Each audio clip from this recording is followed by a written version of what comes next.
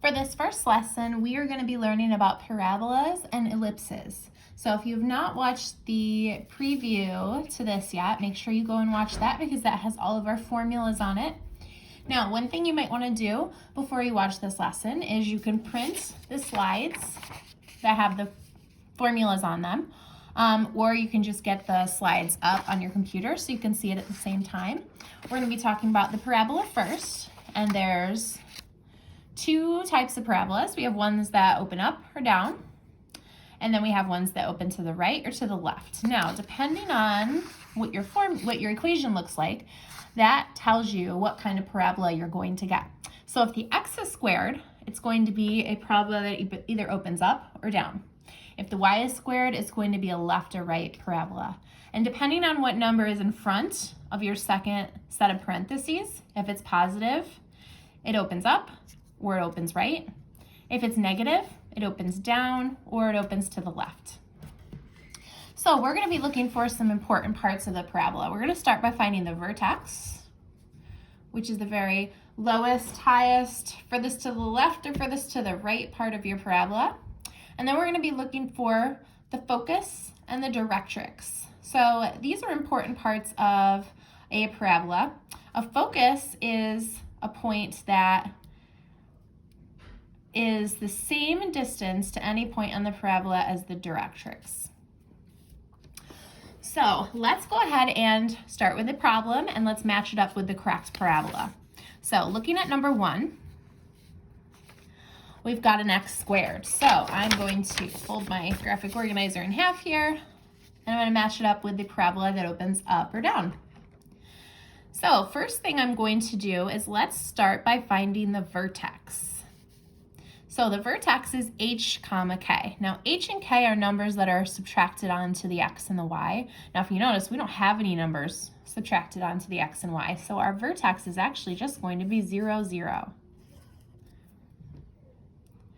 Next thing we're going to do is find our focus.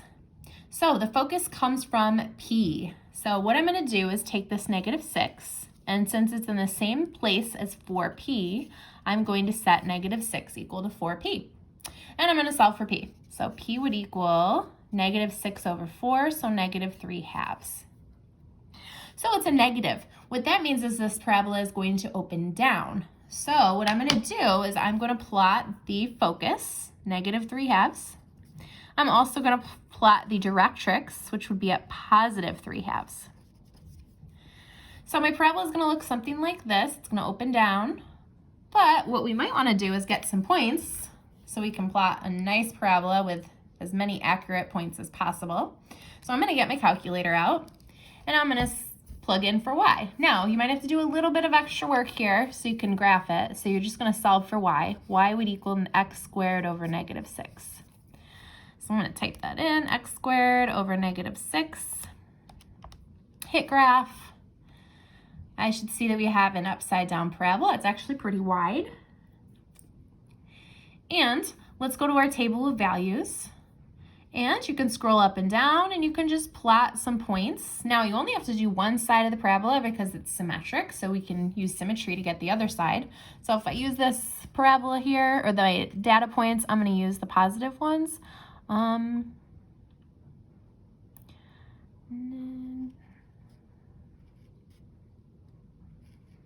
Just going to plot a couple points, and I'm going to use symmetry to use the other side. Looks good. And then I'm going to connect and make my parabola. Okay, let's try number 2. Number 2 also has an x squared, so I'm going to keep my graphic organizer on the same side here. Okay, so let's start with the vertex. There's nothing added or subtracted, so this again is going to be at 0, 0. Next, I'm going to set 4P equal to 8 and solve. P is 2. That means this parabola opens up. So I'm going to plot my focus at 2, my directrix at -2. And next, I'm going to plug this right in my calculator. So I'm going to solve for y. That would be x squared divided by 8.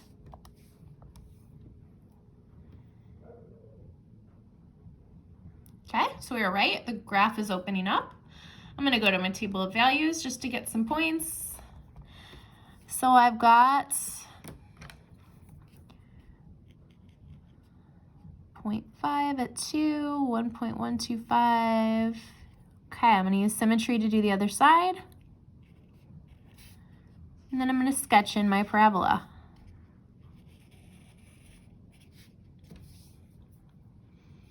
Okay. Moving down to number 3.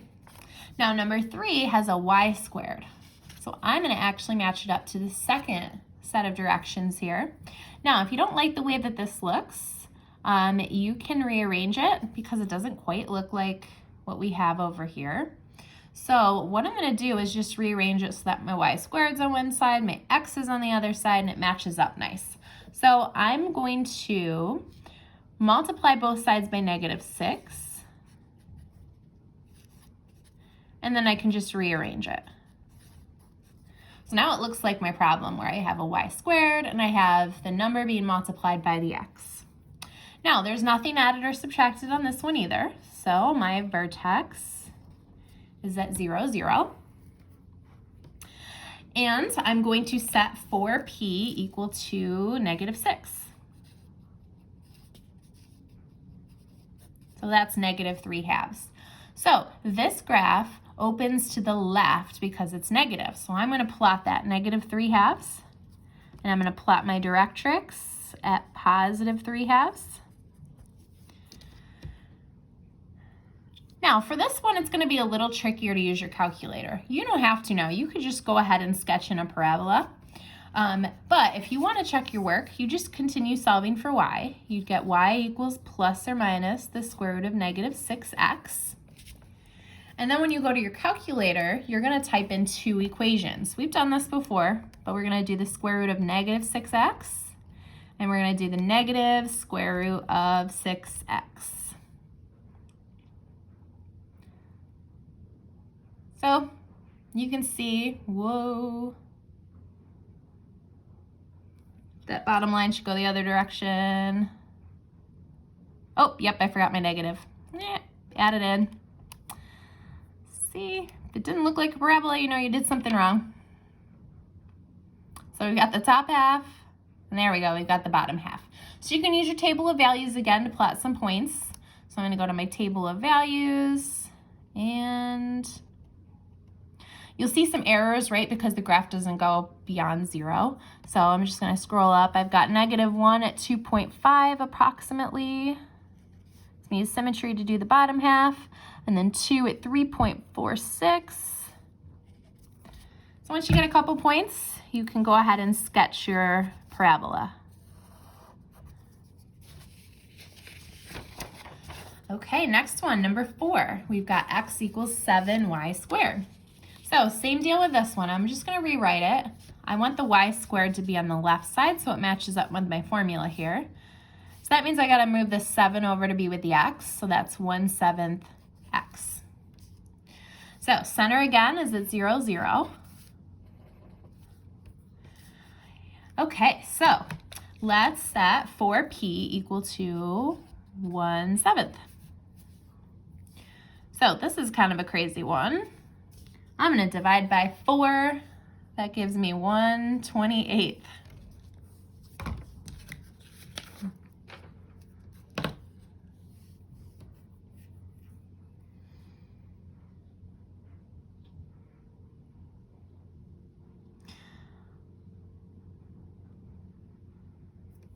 Okay, so this is going to be pretty tiny. So it's going to be kind of hard to draw it, which is okay. It's not that big of a deal here, but it's positive, so we're moving it. It's going to be opening to the right. So let's graph this one just to see what it looks like. So I'm going to do the same thing here. I'm going to do positive square root of 1/7 x and a negative square root of 1/7 x. Hit graph. So you can see how much smaller it is because we've got 1/28 as our number. They're so close together. So when you draw your sketch, you want to kind of make it look like that. And again, you can use your table of values to help you get a couple points. But they're all going to be pretty small, so even plotting the points is going to be kind of tricky. Okay, so that is our first half of this first lesson on parabolas. So let's go ahead and look at ellipses. So let's go to questions 5 through 8. And you're going to want your ellipse graphic organizer, and you can get that up on your computer, or you can get that printed out, just that one page, and you can print just one slide. So let's take a look at these formulas. So these formulas all kind of look the same. There's really not a huge difference between these two formulas. We've got horizontal ellipses and we've got vertical ellipses, and we're going to find numbers A, B, and C, and that maps out how wide the ellipse is going to be. So it makes it pretty easy to draw. Once you have these numbers, you can draw your ellipse. So how do we get those A, B, and C's? We're going to use this formula down here. A comes from numbers, or A and B both come from the denominators. Now, one thing that's not on this formula sheet is that A is going to be the larger number each time. So if the larger number is under the X, it's going to be a horizontal ellipse. If the larger number is under the Y, it's going to be a vertical ellipse. So that's the main difference with how to tell which is going to be which. Now, these are, it's pretty hard to solve for Y, so these are going to be pretty difficult to do on your graphing calculator. There are some computer programs that you can download, or websites that you can go to help you graph ellipses, but it's going to be pretty easy once we find A, B, and C. So we just have to match it up. So we're looking for where the bigger number is. So what we're going to do, let's take a look at number 5. If you notice on these formulas, it's always a 1 over here. So we want to actually make sure we have a 1. Number 5 does not have a 1. All the rest do. So they're all set. So what I can do first with this is I can divide everything by 144, so that will give me a 1. And then I'm going to simplify this. So 9 divided by 144 is 1/16, so that's x squared over 16. Plus, this one reduces to 1/9, so y squared over 9 equals 1. So this is set up perfect now. So the bigger number is underneath the x. So that means my ellipse is going to look like a horizontal ellipse. So I'm just going to match everything up and find A, B, and C. So A squared is 16. That means A must be 4. So I'm going to make a little list over here. B squared is 9, so that means B must be 3. And there's a formula for C, so we flip to that here. C squared is equal to A squared minus B squared. So let's find that. C squared equals A squared minus B squared. 16 minus 9 is 7. So C equals the square root of 7. And that's approximately, you're going to want decimals for this because it's easier to find on a graph. That's approximately 2.6. So now we're ready. We got our 3 numbers, we're ready to plot. It's really not that bad once we have everything. Okay, so the center is HK, just like when we did the parabolas, if nothing's added or subtracted, and we're not going to get any of those for this lesson. It's just 0, 0, where all of our ellipses are going to be at 0, 0. So let's plot that right in the middle. Okay, let's take some measurements now. So let's start with, I'm going to use my formula here. Let's start with the vertex, because those are really the part of the circle that, or the ellipse that we're looking for. A is the distance from our center to the farthest edge of our ellipse. So let's find A. A we said was 4. So I'm going to map a 4 over here and a -4 over here. Our co-vertex distance, so the shortest distance, is B. B is 3. So I'm going to plot that. And then the last thing we have is a focus. So the focus would be 2.6. I'm going to plot that. And last part, sometimes people think this is the hardest part, is you're going to try your best to make a nice curved ellipse. don't really want it to have any points. Mine kind of looks like a football. So it should be a little bit more curved than mine. Mine's not all that great. But I try not to have it look like a diamond. You want it to be curved.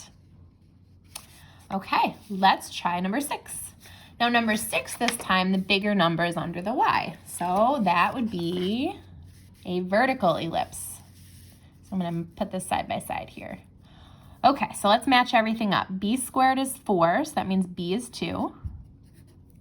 A squared is 49, that means A is 7. So let's find C. C squared equals A squared minus B squared. So 49 minus 4, 45. If I take the square root, that's approximately 6.7. Okay, so I'm ready to plot. So let's start with our vertex, the furthest point away. Vertex is the A distance. So A is at 7, so it's off the graph a little bit. B is the covertex, so B is at 2. Okay, now I'm going to plot my center right in the middle at 0, 0, and then the focus is C, so 6.7. It's pretty close. That means the closer the focus is to the edge, the thinner the ellipse is going to be, just like the same with the parabolas. And then go ahead and draw in your ellipse. Okay, so let's go to number 7. I think most people think the ellipses are the easiest ones to draw because there's really a whole lot of just matching things up. Okay, the bigger number is on the right again, so this is going to be another vertical ellipse. Okay, so B is the first number. B would be 7. A would be 12. So let's find C. C squared equals A squared minus B squared, which is 95. Take the square root. C is approximately 9.7. Okay, so we are ready. So this is going to go off our graph quite a bit, so that's okay. I'm just going to estimate where 12 would be. 12 would be way up here, we'll say. Way down here, we'll say. 7 is off the graph also a little bit. And we've got the focus at 9.7, so this one's a little wider. Center right in the middle.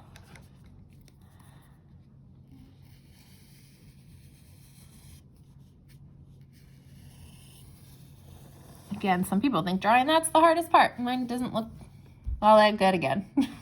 Okay. So last one, we got even bigger numbers. This is going to be a pretty big parabola. So we will just plot the points as we go. We'll ignore the numbers that we already have on our graph. So let's take a look at this. The bigger number is first. So I'm going to match it up with this one right here.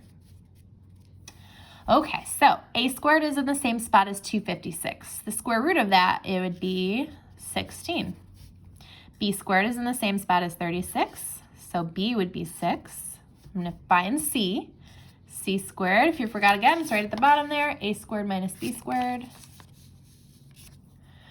So 256 minus 36. That gives me 220. So the square root of 220, that's approximately 14.8.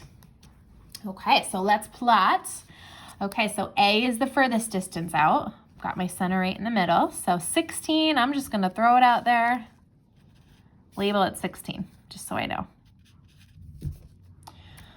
Oh, this one's going to be a pretty skinny one. So B is up at 6. And then C is at 14.8. Okay, so the last thing we're going to do is we're going to try our best to make a nice sketch.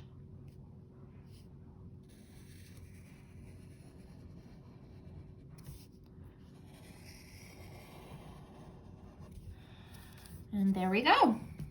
Okay, so that concludes our big lesson on parabolas and ellipses.